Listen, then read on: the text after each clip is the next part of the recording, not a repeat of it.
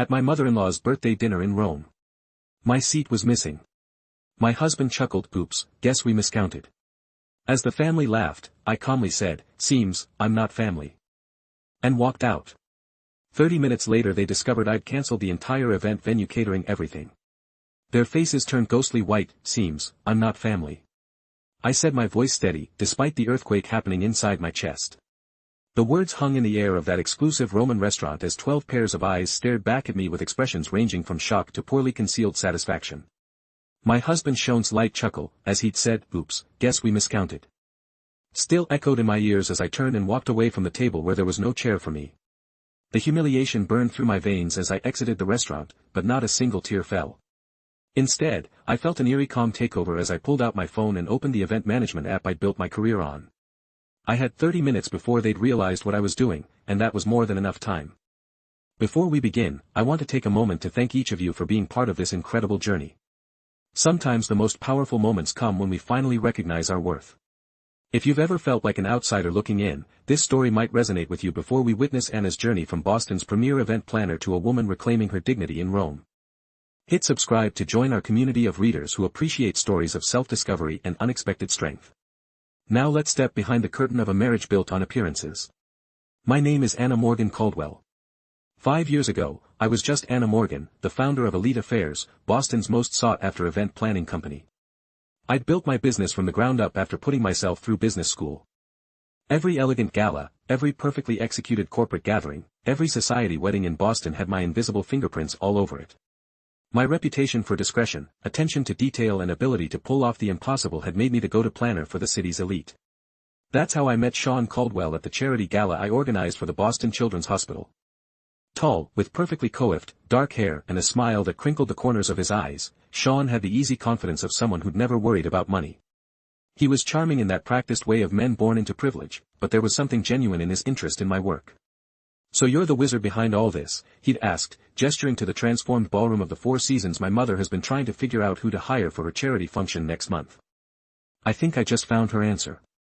One job led to another and soon I was regularly planning events for the Caldwell family. The Caldwells were Boston aristocracy with old money that traced back to shipping and railroads. They had that particular brand of wealth that didn't need to show off. It was evident in the subtle quality of everything they owned, the ease with which they navigated their world. Our romance began 6 months after I started working for his family. Sean pursued me with the same determination he brought to his work at the family's investment firm. There were warning signs, of course, the way his mother, Eleanor, looked at me with barely concealed disapproval when Sean first introduced me as more than his event planner. The casual comments about my humble beginnings. The surprise in people's voices when they discovered I was dating a Caldwell. "You've done well for yourself," Eleanor had said during our first dinner together as a couple, her smile not reaching her eyes. "Self-made success is so American." I ignored these signs because I was falling in love with Sean. He seemed different from his family, more open-minded, less concerned with lineage and status. When he proposed, 11 months after our first date, I said yes, despite the nagging feeling that I was entering a world that would never truly accept me. The wedding was naturally the social event of the season. I planned much of it myself, unable to trust another planner with my own wedding. Eleanor had opinions about everything. The venue wasn't traditional enough, the menu too adventurous, the guest list missing key society names. I compromised where I could, held firm where it mattered to me. Sean played peacemaker, but I noticed he rarely contradicted his mother directly. After the wedding the undermining became more systematic. Despite using my company for their events, the Caldwells constantly questioned my decisions, changed plans last minute and took credit for my ideas. At family gatherings my opinions were solicited, then dismissed. My background in event planning was treated as a charming hobby rather than a successful business. "Anna has such a good eye for these things," Eleanor would say to her friends, patting my hand condescendingly. "It's almost like having a personal party planner in the family." Sean never defended me. He'd shrug and tell me later, that's just how his mother was, that I shouldn't take it personally. But it was personal, and it got worse as the years passed. The opportunity to plan Eleanor's 70th birthday in Rome should have been my crowning achievement. A week-long celebration in the Eternal City, culminating in a dinner at a Michelin-starred restaurant overlooking the Colosseum. I threw myself into creating the perfect event, leveraging every contact I had in the industry. It was during this planning that I discovered the first cracks in the Caldwell facade. The deposits for venues were delayed. Vendors called asking about payments. When I mentioned it to Sean he brushed it off, saying the family accountant was just being cautious with international transfers. But I saw the statements accidentally left open on his laptop. Investments gone bad, properties mortgaged to the hilt, lines of credit maxed out. The Caldwell fortune was dwindling fast. Still, I kept planning using my own company's credit line to secure deposits when needed. I told myself it was temporary, that Sean would explain everything once the birthday celebration was behind us.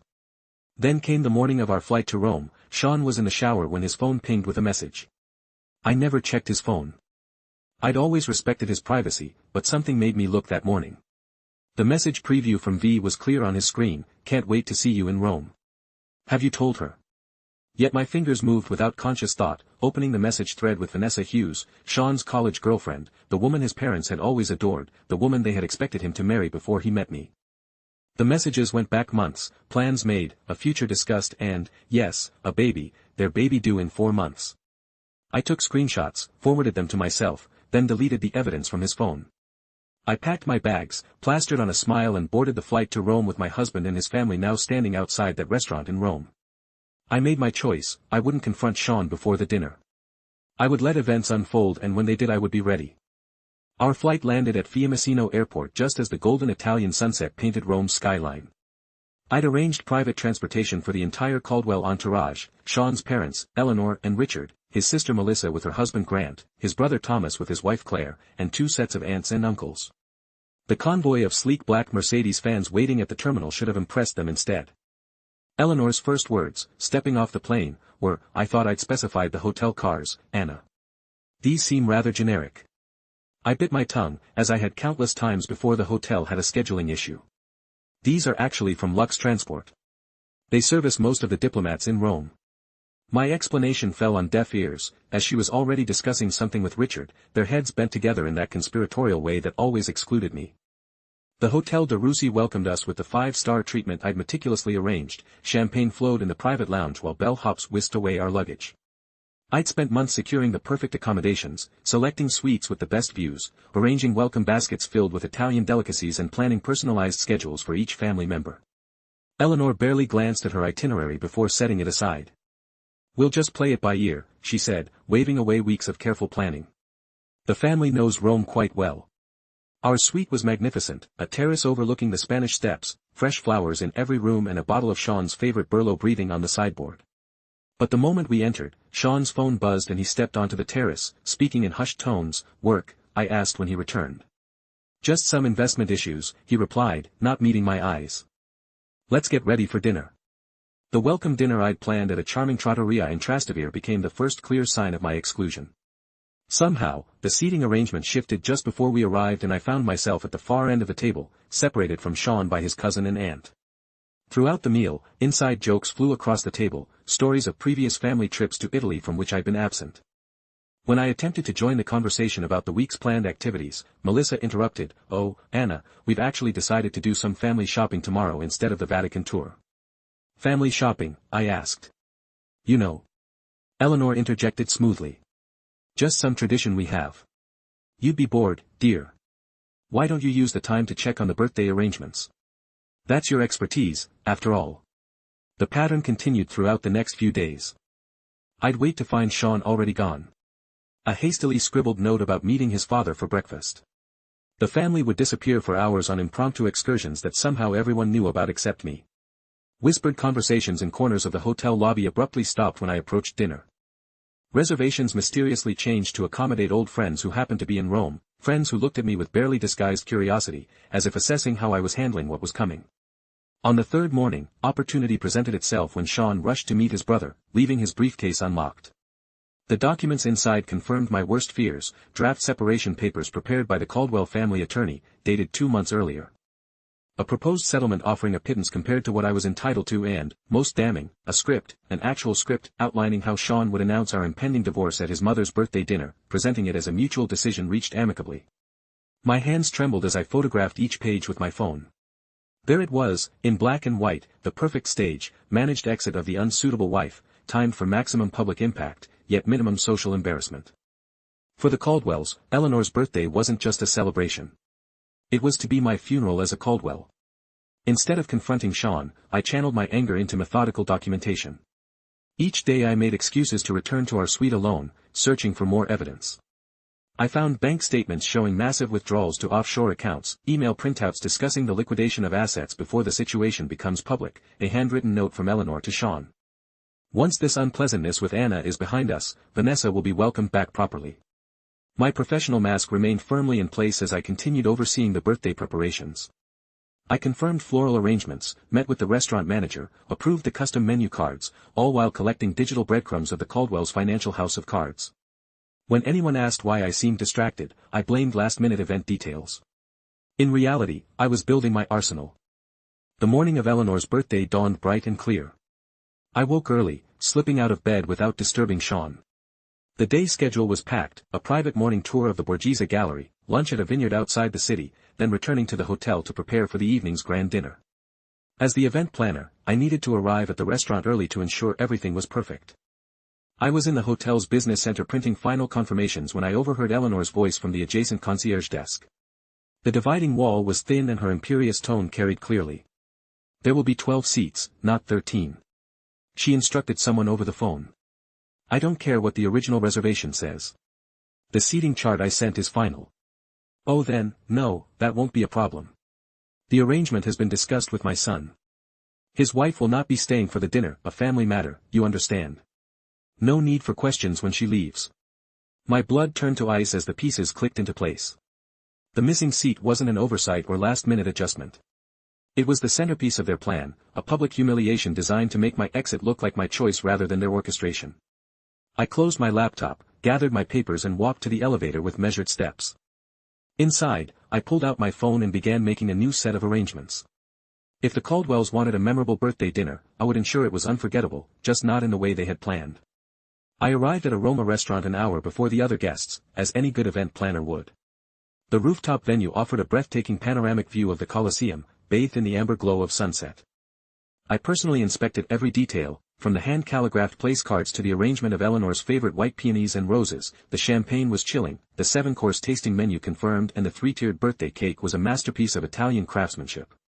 Is everything to your satisfaction? Sonora Caldwell asked Marco the maitre d' perfect. I replied, knowing it would be the last event I would plan for the Caldwells. Despite everything, my professional pride demanded nothing less than excellence. I returned to the hotel to change into the midnight blue Valentino gown I'd purchased specifically for tonight. As I applied my makeup with steady hands, I studied my reflection. 5 years of trying to fit into a world that was determined to reject me had taken its toll, but not in the way the Caldwells might have hoped. Instead of breaking me, they had hardened my resolve. The Caldwell family had arranged to meet in the hotel lobby before departing together for the restaurant. I arrived precisely on time to find them all waiting, Eleanor, resplendent in vintage Chanel, her diamond necklace catching the light. Sean's eyes widened slightly when he saw me, perhaps remembering what had attracted him to me in the first place, or perhaps calculating how soon he could be free of me. Anna, darling, you look lovely. Eleanor said, air kissing near my cheeks. We're just waiting for the cars. The drive to the restaurant was short, filled with artificial chatter about the day's activities from which I'd been excluded. As we ascended in the elevator to the rooftop, Sean placed his hand at the small of my back, a gesture that once felt intimate but now seemed performative, for the benefit of the elevator attendant. The doors opened to reveal the stunning terrace I had designed, transformed into an elegant dining space under the stars. The Colosseum stood illuminated against the night sky, a testament to both grandeur and the inevitable fall of empires. How fitting. Eleanor entered first, greeted with enthusiastic applause from waiting family members. One by one, everyone moved toward the large round table. I had specified a table that should have seated 13. I followed behind Sean, who moved purposefully toward his assigned seat next to his mother. I approached the spot where my place card should have been, only to find nothing, no chair, no place setting, no acknowledgement that I existed. For a moment I stood frozen, the perfect tableau of confusion around me. Conversations continued as everyone settled into their seats, studiously avoiding my gaze. The wait staff, who had confirmed the seating with me just hours earlier, looked uncomfortable but remained silent. Is something wrong? Eleanor asked innocently, her voice carrying just enough to draw everyone's attention. There seems to be a mistake, I said, my voice calmer than I felt. My place setting is missing. The meticulously choreographed scene unfolded exactly as they had planned, furrowed brows, exchanged glances, Sean half rising from his chair, a performance of concern that never reached his eyes. That's odd. Melissa said, examining the table, did someone count wrong? Richard cleared his throat. Perhaps there was a miscommunication with the restaurant staff. Then came Sean's line, delivered with a practiced casualness that made my skin crawl. He chuckled, actually chuckled, and said, "Oops, guess we miscounted." The family laughed, not uproariously, that would be too obvious, but with the gentle amusement of people sharing an inside joke.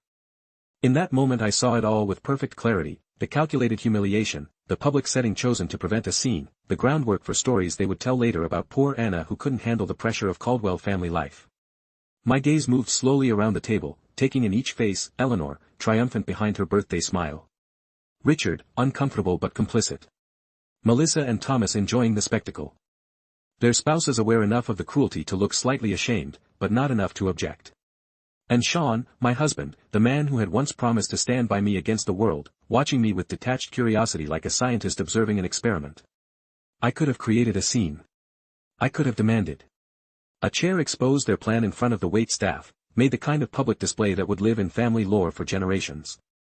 That's what they expected, what they had prepared for. Eleanor would comfort Sean over his unstable wife and the divorce narrative would write itself.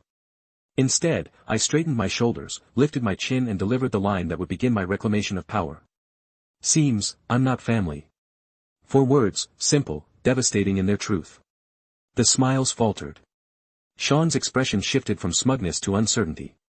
I had departed from their script. "I'll see myself out," I added, turning away with the dignity that had been my armor throughout my marriage. "Anna, don't be dramatic." Sean called after me another line from their playbook, "We can fix this."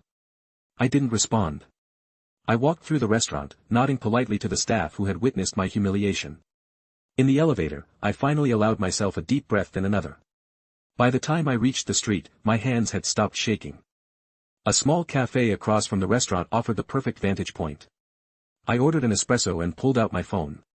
This was the moment I prepared for the 30 minutes of freedom, while the Caldwells congratulated themselves on their successful ejection of the unsuitable wife. First, I sent a prepared email to Marco, the restaurant manager, with instructions that had been agreed upon as a surprise contingency, a common practice in high-level event planning. Attached was proof of my authority as the account holder and event coordinator, along with confirmation of immediate payment reversal. Next came the calls to the vineyard scheduled for tomorrow's lunch, the private Vatican guide for the following day, the yacht captain for the Amalfi Coast excursion, the villa in Tuscany for the final weekend. One by one, I cancelled everything, transferring the deposits I'd made with my own company's credit line back to my business account. With each cancellation, I felt lighter. The emails from Sean began arriving, first annoyed, then confused, then increasingly desperate. As my tactics became clear, I ignored them all. 28 minutes after I had walked out of the restaurant, I finished my espresso and paid the bill. It was time for the final act. I stood, smoothed my Valentino gown and walked back across the street to witness the moment when Eleanor Caldwell's perfect birthday celebration crumbled around her. I entered a Roma restaurant through the service entrance, a route I had familiarized myself with during my earlier inspection. Marco, the restaurant manager, met me with a concerned expression. "Sonora Caldwell, are you certain about this? It is most unusual." "I'm absolutely certain, Marco, and I appreciate your discretion." I handed him a sealed envelope. "This contains proof of the payment reversals and the cancellation of my company's guarantee for tonight's expenses. As we discussed, the Caldwells will need to provide a new method of payment to continue their dinner." Marco nodded solemnly. In the events, world relationships were everything. I had worked with Marco on 3 previous occasions for other Boston clients visiting Rome. He owed me favors and while he might find my request peculiar, professional courtesy dictated he comply. "When should I inform them?" he asked. "I'll text you in exactly 5 minutes. I'd like to observe from somewhere discreet." He guided me to a small alcove near the kitchen entrance with a perfect view of the Caldwell table. They were in the middle of toasting Eleanor champagne flutes raised high, faces glowing with self-satisfaction. The first course had just been served, the imported oyster caviar that Eleanor had specifically requested. It had been almost too easy to dismantle Eleanor's birthday week.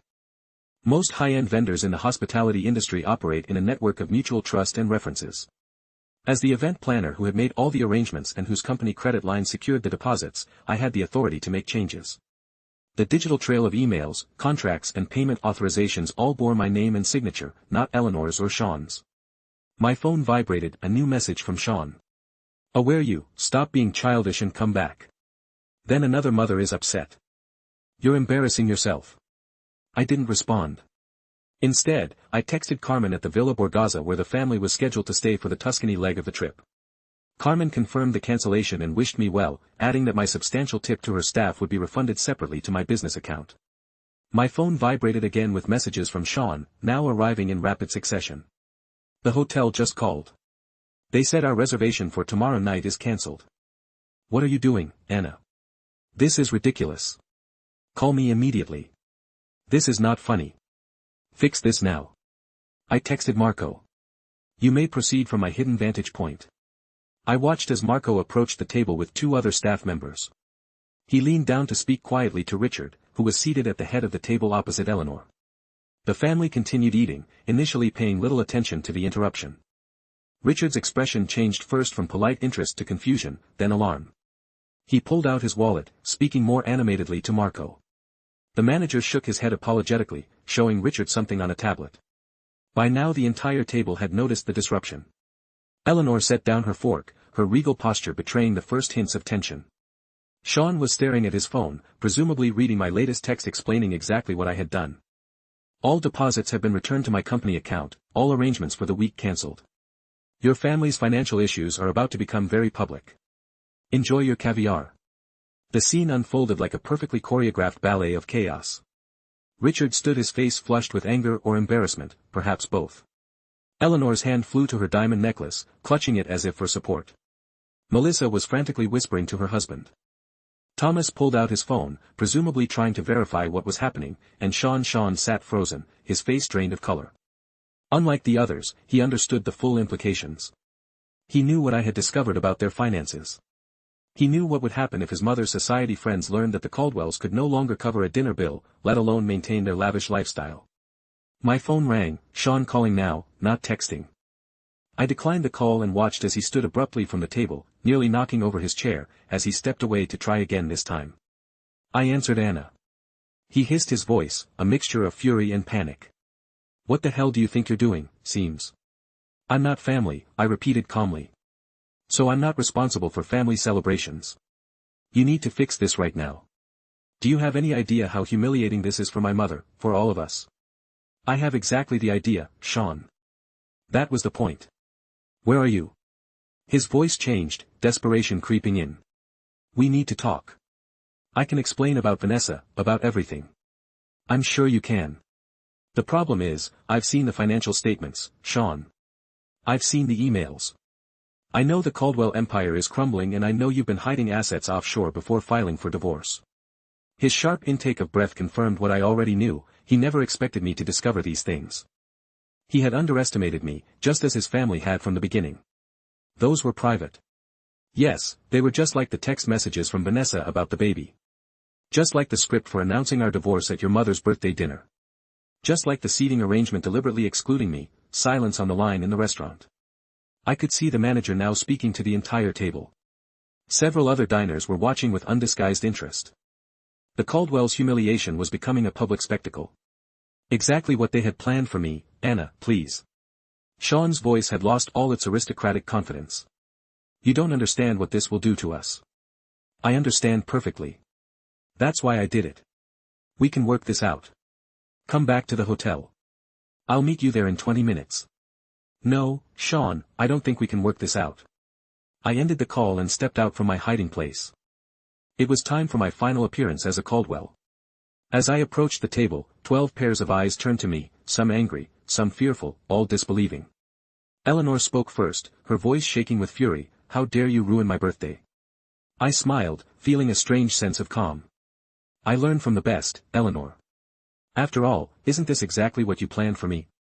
A public humiliation, an orchestrated exit. The only difference is I changed the ending. Richard stood. This is outrageous. You had no right. I had every right. I interrupted.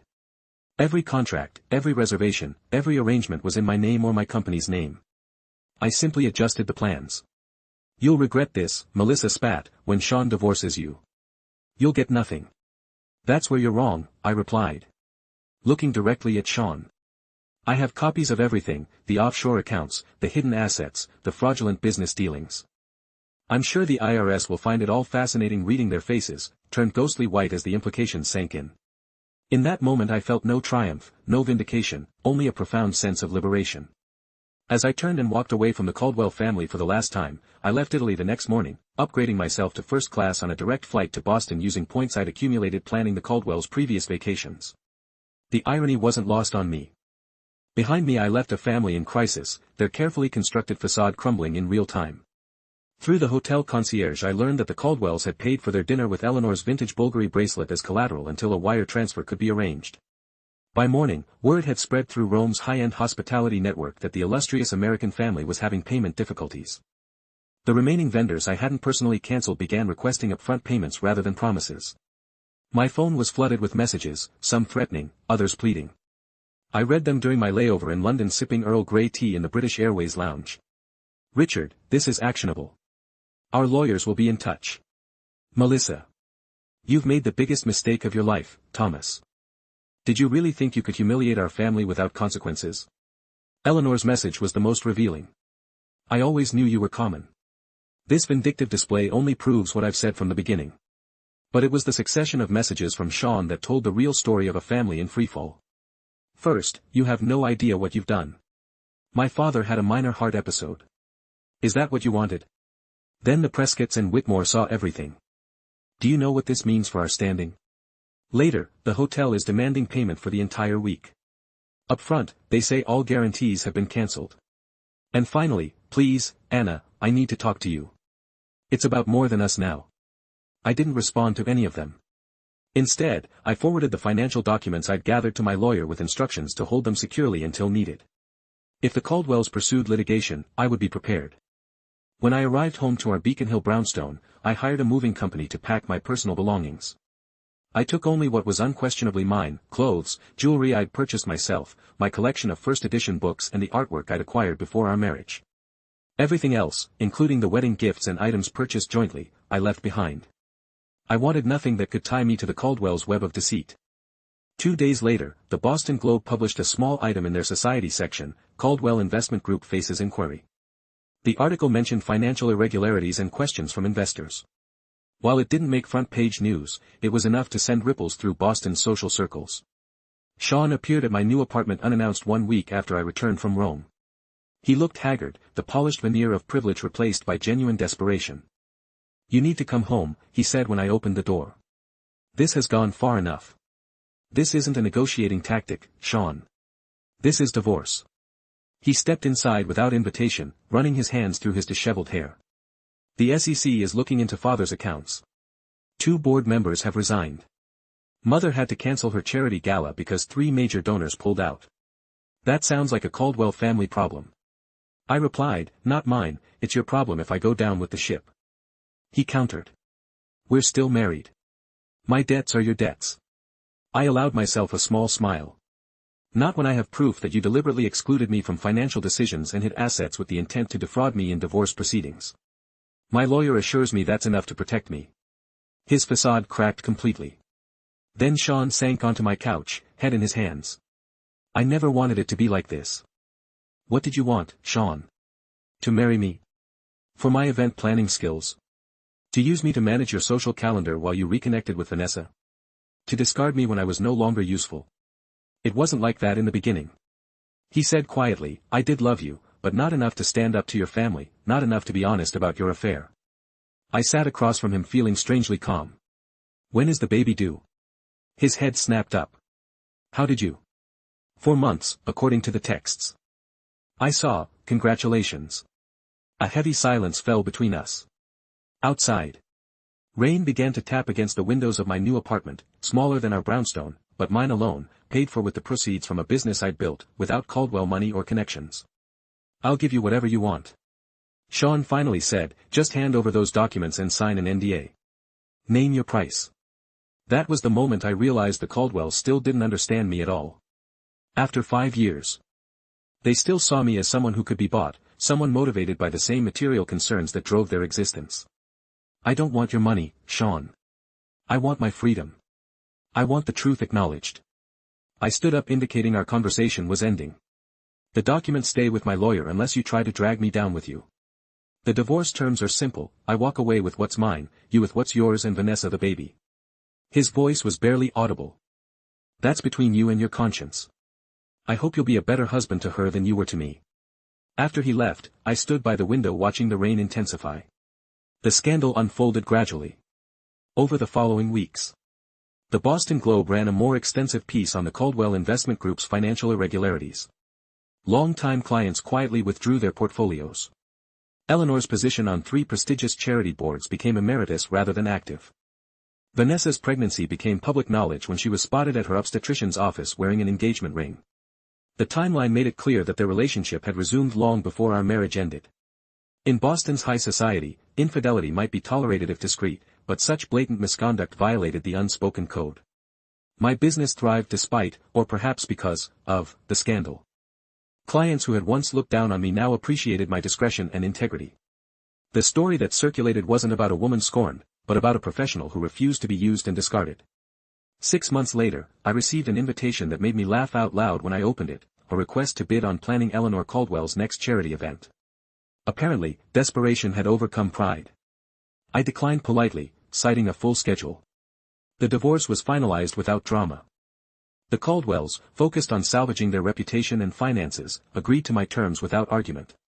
Sean and Vanessa married quietly, their daughter born 2 weeks later. I sent no gift. On the 1-year anniversary of that night in Rome, I found myself planning another event in Italy, a celebrity wedding on the Amalfi Coast. As I stood on a terrace overlooking the Mediterranean, phone in hand and vendors at my command, I realized something unexpected. I was happy, not despite the collapse of my marriage, but because of it. The Caldwells had tried to make me feel small, to reduce me to an accessory in their grand narrative. Instead, they had inadvertently freed me to reclaim my story. In losing what I thought I wanted, I had found what I actually needed, not acceptance from a family determined to reject me, but the courage to reject a life built on appearances. I raised my glass to the setting sun, toasting the missing chair that had shown me exactly where I belonged.